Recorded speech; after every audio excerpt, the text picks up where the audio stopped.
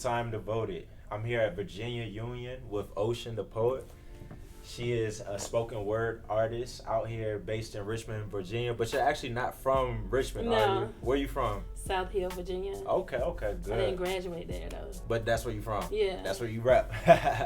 Well, how did you get into doing poetry and spoken word? Well, I've been writing seriously since I was 9 years old.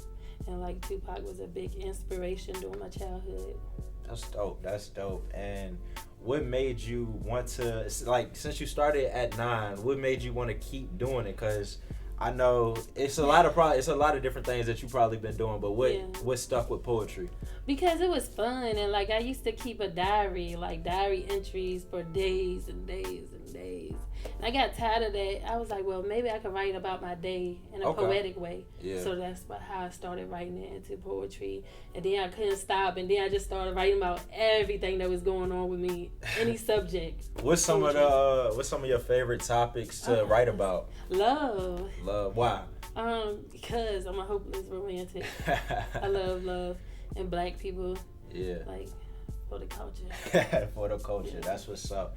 And I feel like poetry and spoken word can be very like motivational and inspirational. Mm-hmm. Do you see yourself either getting inspired by other poets, or do you see like just the impact of your poetry inspiring others? Oh man, on Instagram they be hitting me up all the time. They always write me and message requests telling me how my poetry inspired them. I get inspired by other poets, you know.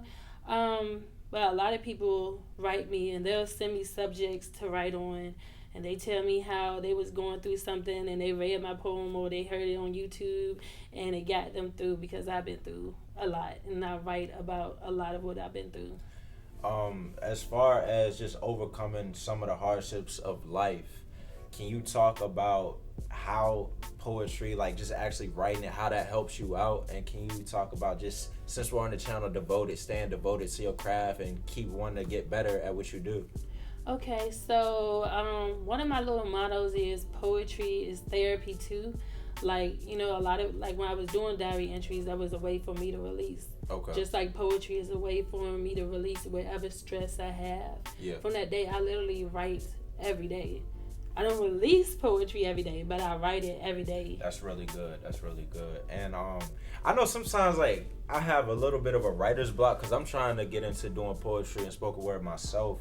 But what helps you know what to write about? You know what I'm saying? Because I know for myself, like, I just don't know what subject to start on sometimes because I got so many different things going on. I just let it flow. Like, I actually have a little hashtag called Flow Like Ocean. Like, I literally just let it flow. Whatever I'm thinking about, I'm like, And then I'm like, you know what? That sounds good. Okay.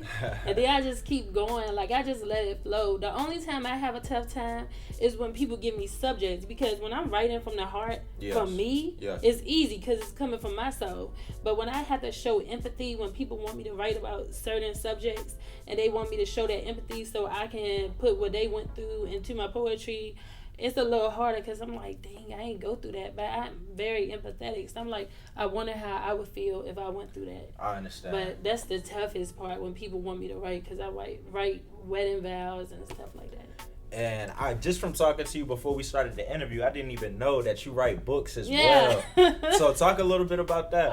Well, before I became Oshun the poet, I released my first book in 2014 called Nobody Else's Love, about a military vet that suffered from PTSD. My next 3 books are about poetry. In 2017, early 2017, I reinvented myself, and that's when I came up with Oshun the poet. And then I wrote a book about that, all my old diary entries and old poems. Letitia the Ocean, Thoughts of a Street Poet. Then have Flow Like Ocean. And then I haven't released my 4th one yet. That's a surprise. Well, the 3 that you do have, how can people purchase those books? They can go to Amazon, Barnes & Noble, any major bookseller online, or you can go to my website, oshunthepoet.com. Okay. And they'll have like the books listed up there. That's awesome. So you can just tap it.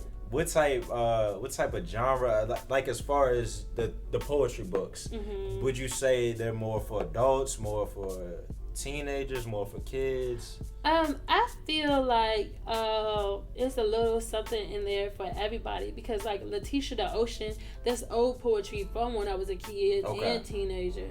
You know, Flow Like Ocean is like a book of haikus and mostly about nature, gods, goddesses, and you know the motherland. You know, so it's something that everybody can like. You know what? That's cool.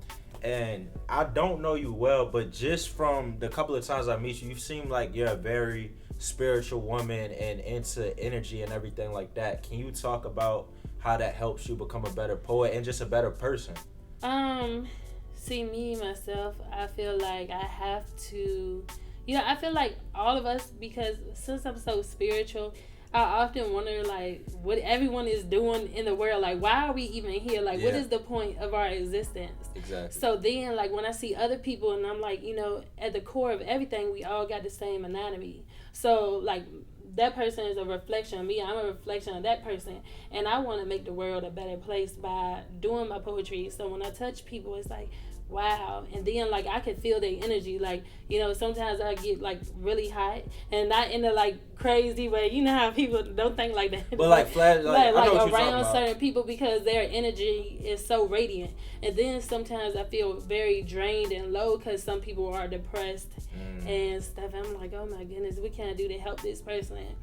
But I gotta also realize I can't help everybody. So that's why when I write my poetry versus me trying to help this person individually, maybe when they read that poem or, you know, come across my work, they be like, wow, this speaks to me. Because I put my energy, every time I write anything that, like, I don't publish everything that I write, but anything that I do write and publish, I write it with good intentions, a good heart, you know. That's awesome. That's awesome. Now, how can people get into do you have a YouTube channel? I have everything. All right, yeah, I'm about to say go ahead and shout out all of your platforms so people can check you out. Everything is Oshun the Poet, OSHUNTHEPOET, OshunThePoet.com, Oshun the Poet on Instagram, YouTube. Oh, I don't have a Twitter. I deleted that. I don't have a Twitter either. Yeah, I don't like that. I got a Facebook page. Yeah, Oshun the Poet. And I just opened a new business. It's a literary service, creative writing, reviews, adaptations, all of that. Everything for your writing needs. It's called OTP Floetics. And I just got my business license and everything. Hey, congrats. Yeah, congrats on that. Now, before you get up out of here, I want you to recite one of your poems for me. It can be off the top. You could read it, just whatever you would like. Hey, you guys, it's your girl, Oshun the Poet. I'm reciting BILA, Black in Love Again. Black man, how I adore thee, how you withstand the harshness of your reality, the fruitation of MLK's I Have a Dream, how he brought peace along with Coretta Scott King. I want to fall black in love again, like the love back then when love was peace, when love was given unselfishly, when love was more than just a you and a me, when love was a representation of unity, when the brothers had the sisters' backs and the sisters were everything that the brothers lacked, the strength and endurance of the black man, how the black queen turned cannots into cans. Remember the march in Selma that most thought was a failure? Yeah, I seen love in times that was tough. I seen love that could not and would not give up. Beauty and strength in every melanated face. I say aloud, we as people are irreplaceable. Look at our culture, how they copy that. Cultural appropriation, they be like, where is that? We are out here growing and thriving, no longer feeling like we're just out here, just surviving. I'm falling black in love so deep, so much so that it's making me weep. But those are just tears of joy. Look around, how we're turning the world into a better place for our beautiful black little girls and boys. Black in love again.